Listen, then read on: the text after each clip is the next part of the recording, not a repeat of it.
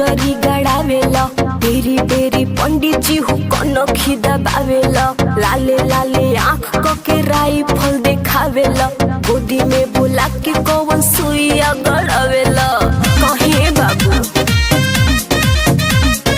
आज भर मिल जो पंडित जी के लील जो ऐसे कैसे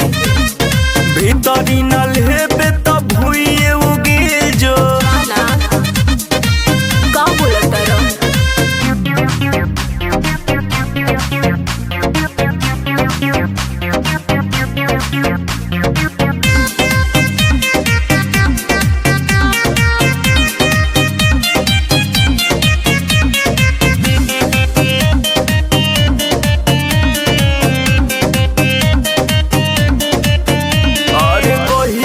नजरी पकड़ तोर चूजा मन करे दोनों हाथे दाबी खरबूजा होगल चाहता र सुख बाबू हो भतार के ऊपरे ऊपर मजा ले लूंगी झार के का बुझला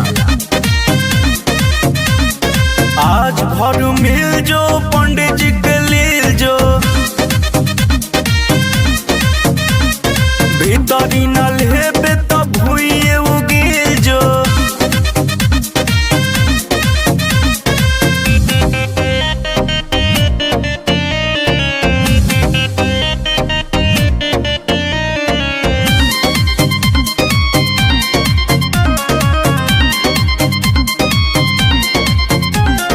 जनतानी सब के तो हवे सत भतारी पूरा पंडितान के ते बंजो कबूतरी राजू विकास आते जो सभी पाठक हो चिखब जवानी तो जई बसनक हो